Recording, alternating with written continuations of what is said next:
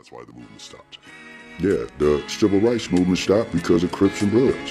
When we started going to prison, we had to fight the Mexican Mafia, the Black Guerrilla family. We coming in there following George Jackson, Geronimo Pratt. These were, they just had the San Marin shootout where they went and tried escaping from San Quentin, up from Soledad, the Soledad brothers and all that. And here it is, a group of young blacks coming in for getting into it with blacks. They didn't like that. Every race has an organization that will kill me and my fellow blacks because of the color of our skin, but blacks only kill blacks because of the areas they stay in. Blacks only kill blacks because of the areas they stay in.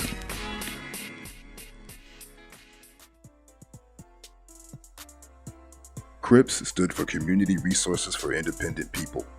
It was styled on the Black Panther Party, which was formed 3 years earlier by Huey P. Newton and Bobby Seale, further down the West Coast in Oakland. There were many organizations springing up around the same time all over the country with the same ideas of protecting and serving the community.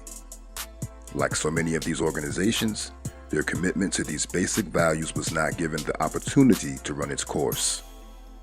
Individuals marked out by police as leaders were targeted and arrested on various bogus charges, then convicted on the flimsiest of evidence.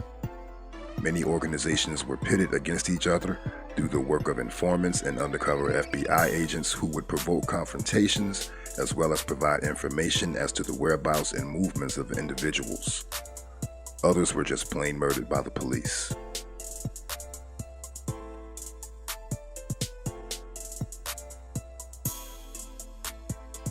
Hold on. Let me just ask you a question. Why are you guys Bloods? Why are you in the gangs? Why is we in the gang?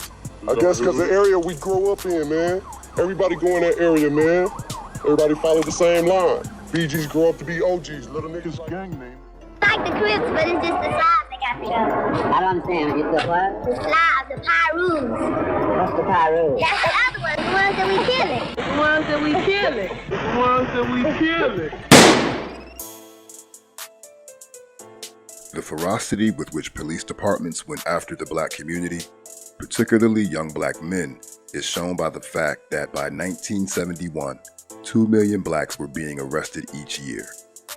The fear of the black community producing any more Huey P. Newtons or Malcolm X's or the development of a strong revolutionary movement were the main reasons behind such police action and J. Edgar Hoover's COINTELPRO. Thus, any spirit of resistance was literally harassed, imprisoned, or murdered out of the community. Gangs, however, remained, serving a different purpose.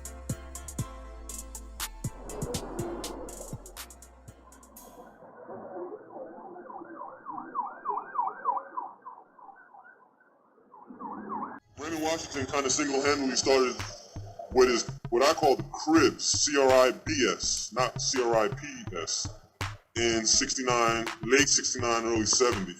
And then Jamel Barnes and Stanley Williams continued this Crib identity, but then it started to change into this Crippin' around 72, 73.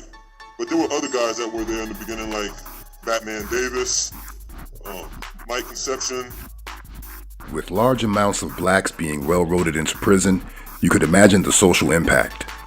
Virtually thousands of youths would be picked up by the police for no given reason, taken to police stations, mugshotted, fingerprinted, and then held until their families were notified and picked them up. Wayne and them, they was in another a gang called the Avenue. They left the Avenues, because of a certain situation, and they just started calling themselves the Crips. You know what I'm saying? I don't remember no reason or no why they started calling themselves Crips. Everybody coming up with their own assumption. But I know that at the time that we started and got it formed and made it into what it is today, it wasn't no reason. It just was a name. At a time when the availability of jobs were decreasing, to be young, black, and have a police record meant that the chances of finding a job was almost nil. If you combine this with the steady removal of social provisions and the marginalization of whole sections of communities, it's not surprising that social relations began to suffer. The destruction of the black family is a very real phenomenon.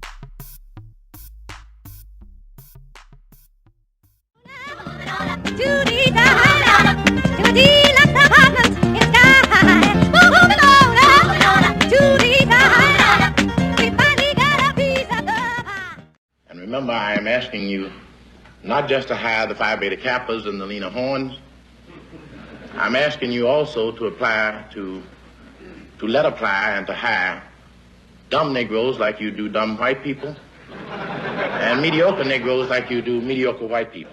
It should be noted that during the very same period of the 1970s, while black communities were being forced into the lowest strata of society, affirmative action programs were working away to create a black middle class. Though in relation to the whole black population they were a very small number, they occupied positions in city, state, and federal government, worked inside corporate America, and ran their own businesses. This class was purposefully and knowingly created by the establishment to give the impression that they could make it if only they kept their heads down and noses clean. In reality, a culture of survival had now gripped a large section of black America. This is now a war zone where life is cheap, some say worthless. If I go in the wrong neighborhood and they see me, and if I got a gun, most likely if it's more than one, most likely I'm gonna shoot one of them. When people cannot eat or clothe their children, they will steal to survive. A person without a job who has been influenced by the rampant materialism of the dominant culture can be recruited into criminal activity. The illegal economies of crime and crack have become the only means of survival for many people. In amongst such conditions, children are the most vulnerable. Society's alienation of these youths mean that the only place that they can find respect, kinship, and power is within a gang. The bond between gang members is so strong that many will kill or die for each other, no question. A gang has been described as being your religion, your family, your college, your everything. Earlier this month, a 19-year-old killed in a drive-by shooting was buried. He was Annie Dirk's grandson. In the past 5 months, she's buried 2 grandsons and her own teenage son, all victims of senseless gang-related shootings. Good boys who Annie says were in the wrong place at the wrong time. However, the current level of violence cannot be explained by these factors alone. The stigma of black people being called naturally aggressive is over 500 years old, but the explanation for violence cannot be linked to genes or biological makeup. Violence is learned behavior. A child that is beaten frequently and unjustly will learn to resort to violence against others. Similarly, a community that is constantly visited with unjust killings and beatings at the hands of an oppressive police force can learn to settle conflicts through violent means. The internalization of problems caused by external factors by then has taken place.